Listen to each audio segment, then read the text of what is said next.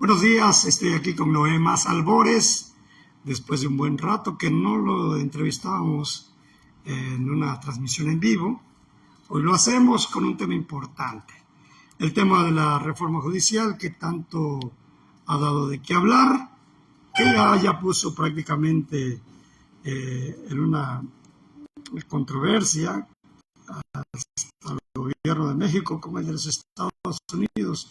Y ya reaccionaron, hay alerta en Estados Unidos y Canadá por esta reforma judicial. Pero Noel Mas Albores, porque como ciudadano,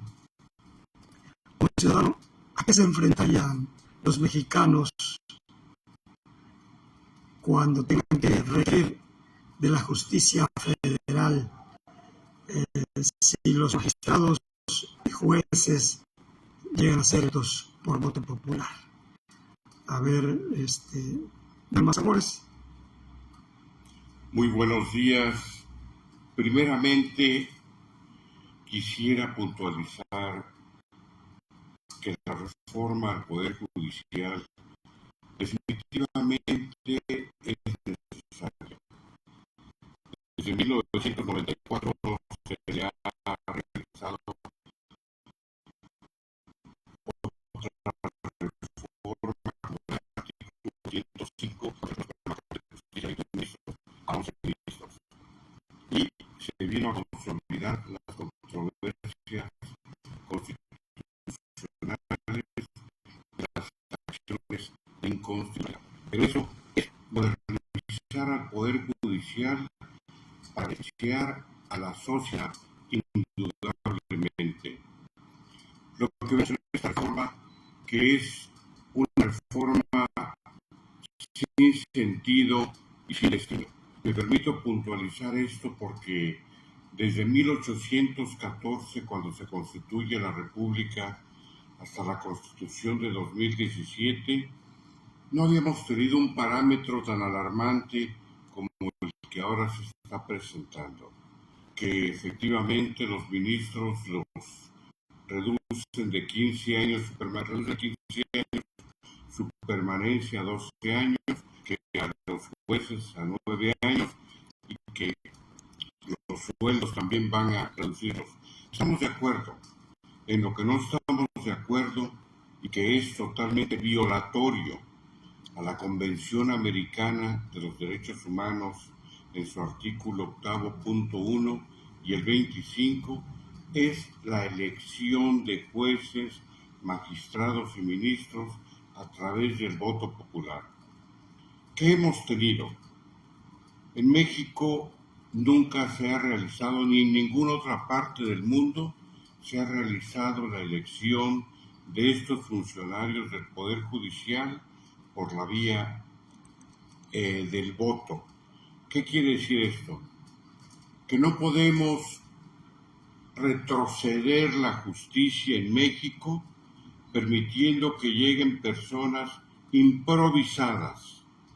Es bien cierto que para ser diputado no se requiere de una gran preparación. Con solo ser servilistas y oportunistas, con eso llegan a ser diputados. Pero lo que representa administrar justicia es de carácter muy delicado. Los magistrados, jueces y ministros tienen una gran responsabilidad para darle a los justiciables la mejor certeza jurídica y así lo estamos viendo.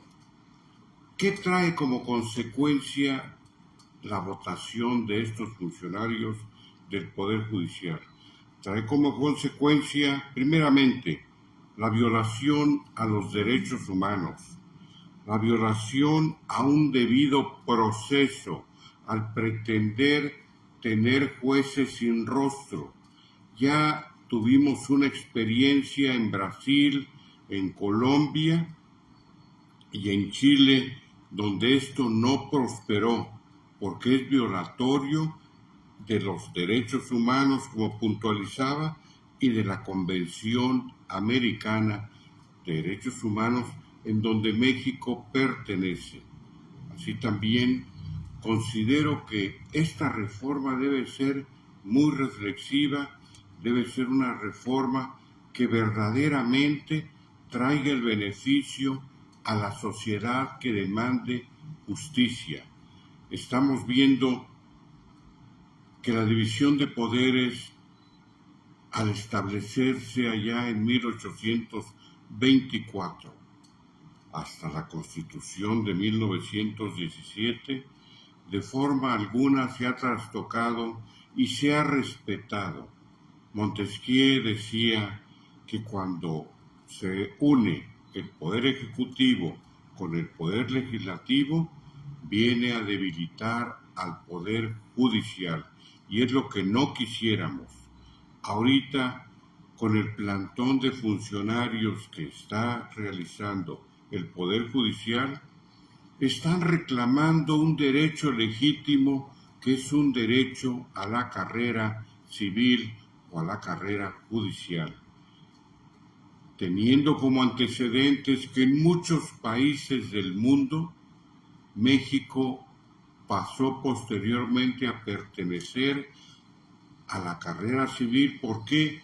Porque es parte del respeto y la independencia que es fundamental para impartir la administración de justicia.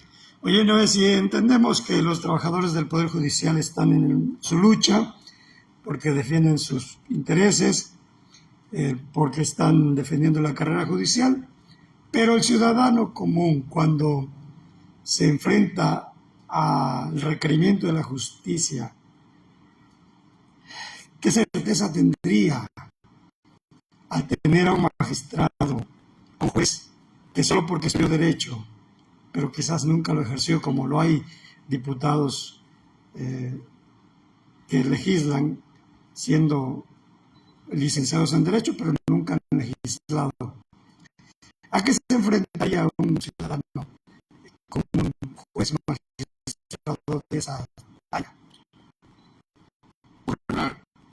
Efectivamente, para ser funcionario judicial se requiere ser licenciado en Derecho, pero la experiencia para tener la certeza jurídica de un debido proceso es fundamental tener esa experiencia que muchos de los ministros, magistrados y jueces verdaderamente lo demuestran con sus resoluciones.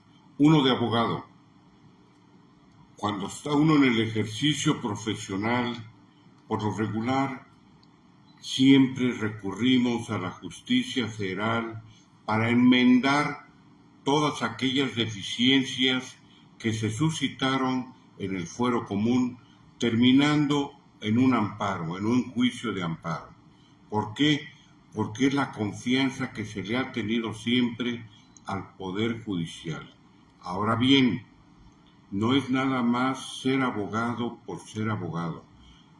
Reitero, se requiere de la experiencia, y en este caso en particular es una situación muy aberrante, con todo el respeto que me merecen, pero ¿cómo voy a pedirle a mis vecinos, como dice esa famosa reforma, 5 cartas de recomendación diciéndoles que soy el más apto para ser ministro, juez o magistrado?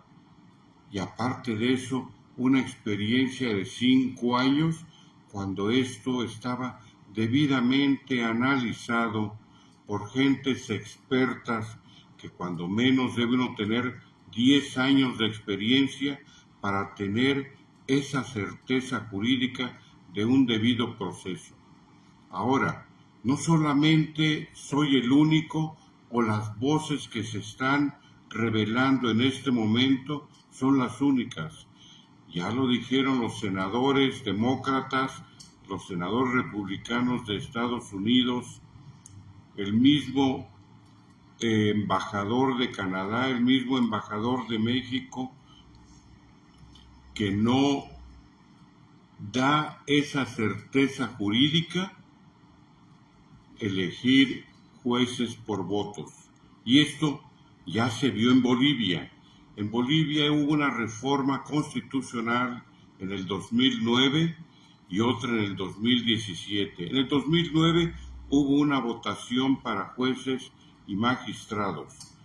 En el 2017 la gente ya se portó apática para salir a votar y hasta la fecha no se designan a los magistrados. Por una razón, porque la justicia ya la realizan a modo del gobernante, como está sucediendo en Bolivia. Y en Bolivia, de acuerdo al gobernante que llegue, es como dictarán las resoluciones. Y México no debe seguir ese camino de países en donde prevalece la dictadura. Bien, estamos viendo que aquí a tu lado tienes a una estatua que representa la justicia ciega. En México la justicia se ha aplicado de manera ciega, pero si avanza esa reforma, como ya avanzó hasta donde va en estos momentos, en comisiones en la Cámara de Diputados, pues si llega a votaciones al Pleno y se aprueba, estaríamos en una justicia ciega, pero ciega literalmente. No creo. Nos encontramos ante un panorama en que la justicia va a estar muy cuestionada. ¿Y por qué señalo esto? México tiene compromisos comerciales con Norteamérica y con Canadá. Compromisos que se tienen que cumplir y que quieren tener la seguridad de que las inversiones extranjeras están en buenas manos y hay leyes que van a defender imparcialmente los derechos de cada uno. Y es bien cierto, la justicia es ciega. Desafortunadamente, muchas veces se trastoca. Y no vamos a generalizar que todos los ministros, magistrados o jueces se dediquen a la corrupción. Eso es totalmente falso y lo asevero categóricamente durante los años que tengo como abogado. ¿Por qué puntualizo esto? Porque debemos ser respetuosos del Poder Judicial Federal. Señalaba que es la única esperanza que le queda a todos los abogados de México. Y los abogados de México estamos totalmente inconformes con el proyecto de esta reforma judicial, porque aun cuando la justicia sea ciega, va a haber una mano de poder que la va a conducir a obtener las prebendas que ellos requieran, a los intereses que les convengan, pero nunca volverá a ser lo mismo para la justicia de nuestro país como ha sido hasta ahora. Y eso puede aplicarse hasta en el ciudadano más vulnerable. Totalmente. Por lo regular, la justicia es para todos de forma igual, de forma equitativa. No puede ser un tipo de justicia para el pobre y otro tipo de justicia para el rico. Luchamos, y todos los mexicanos luchamos para que sea una justicia integral, una justicia equitativa y una justicia que verdaderamente venga a darle a cada quien lo que verdaderamente reclame. Y lo que puntualizaba, en esto corren muchos intereses para todos los mexicanos.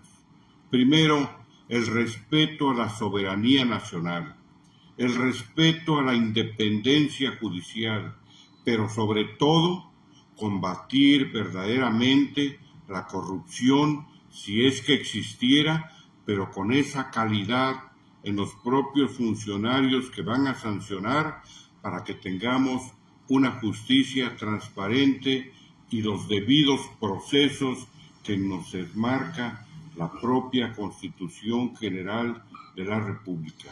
Oye, Noé, dijiste hace rato que contundente, categóricamente, que el discurso esto de que vamos a reformar al Poder Judicial porque hay mucha corrupción, tú categóricamente sostienes que hay jueces y magistrados incorruptibles.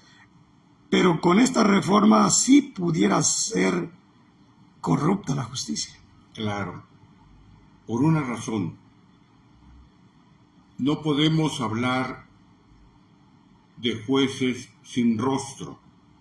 En primer lugar, porque no sabemos en manos de quién va a caer el proceso, por un lado. Por otro lado, no podemos establecer que el juez que fue electo por voto tenga la calidad moral, tenga los principios y que verdaderamente tenga esa vocación para impartir justicia. No se trata de un diputado ni de un senador, se trata de administrar justicia. Y yo agregaría que no es lo mismo tener los distritos judiciales, jueces y magistrados, como tener los distritos para diputados, senadores, etcétera. No es lo mismo. ¿Cómo vamos a establecer una campaña de 2 meses para los jueces o los aspirantes a ser jueces, magistrados o ministros por el hecho de que tengan un promedio de 8? Sabemos que el promedio no les da la experiencia ni la capacidad para ser ministros, mucho menos jueces y menos magistrados. Y si bien es cierto que están como esta famosa reforma, pretende decir que en tus boletas de las materias, de lo que vas a impartir, sea materia penal o materia civil o materia mercantil, ya te da la calidad para ser un buen juzgador. Eso no da la calidad la da la propia experiencia. Ahora, La práctica. la práctica es fundamental, la práctica, y lo digo por experiencia propia.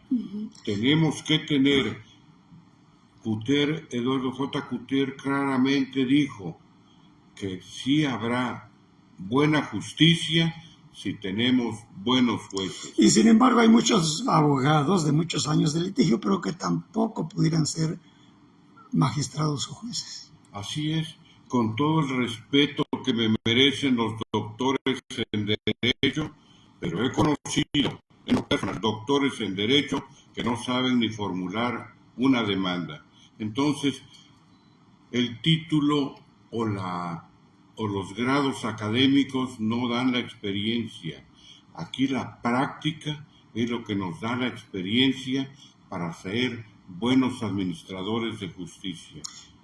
Oye, y yéndonos un poquito atrás donde anotaste lo del proceso selectivo para elegirlos a estos cargos, me viene a la mente hoy que está el tema de senadores que fueron electos por Morena, por el PRD, y ahora se pasaron a la fracción de Morena, argumentando el senador de Tabasco por Tabasco que después de las votaciones ya es decisión de él qué rumbo tomar. Entonces, aunque fueran electos estos futuros jueces y magistrados después de las votaciones, no responderían al pueblo. Pues ya quedaría en la conciencia de cada uno. Yo lo que pudiera señalar que hay personas con valores morales, con valores éticos que respetan su profesión, y hay personas que dejan muchos cuestionamientos y la historia los juzgará si han traicionado a su propio partido. Yo creo que esto es decisión de cada uno, y en lo que respecta a la justicia, pudiera acontecer lo mismo, que una vez que sean electos los jueces, juraron ser leales al ejercicio profesional de jueces, magistrados o ministros, y va a dejar mucho que desear. Ahorita no quiero dar nombres, pero tenemos ministros que no saben ni siquiera cuántos artículos tiene la Constitución de la República. Entonces, ¿qué le espera al pueblo de México con este tipo de funcionarios del Poder Judicial? Creo que muchos años nos ha costado darle la calidad y la presencia a la Suprema Corte de Justicia de la Nación para que se venga a destruir de un plumazo, tratando de imponerle jueces, magistrados y ministros a través de un voto popular. Y yo quisiera también que estos diputados que han avalado esa iniciativa también le entraran a la institución del Ministerio Público, porque uno como funcionario judicial no puede uno suplir las deficiencias del Ministerio Público. En el 2008 se inició la reforma al marco de justicia en lo que se refiere al Poder Judicial de todo México. Tan es así que se hizo un Código Nacional de Procedimientos Penales para aplicarlo en toda la República. Entonces, ¿qué necesitamos? Que también la institución del Ministerio Público sea reformada. Esa institución del Ministerio Público tenga funcionarios capaces, funcionarios que verdaderamente se dediquen a la investigación de los delitos y no hacerlos a la ligera, porque entonces los jueces se ven impedidos por una mala integración de una carpeta de investigación, se ven impedidos para suplir todas esas deficiencias. Ahí siento que desde ahí debemos partir para tener una mejor justicia en México y verdaderamente combatir la corrupción que ha permeado en muchos funcionarios inmorales, pero no en todos. Pues muchas gracias, Noé Mas Albores, vicepresidente de la Federación de Colegios, Barras y Asociaciones de Abogados en Chiapas. Te agradecemos mucho, Noé, por habernos permitido hacer esta entrevista y por haber puesto puntos sobre las IES de este tema tan polémico como ha sido y sigue siendo hasta hoy la reforma al Poder Judicial de la Federación. Al contrario, aprecio esta oportunidad porque el pueblo de México y los chiapanecos deben estar enterados a dónde nos puede conducir esta reforma en lo que se refiere a la votación de jueces, magistrados y ministros. Muchas gracias. Gracias, Noé.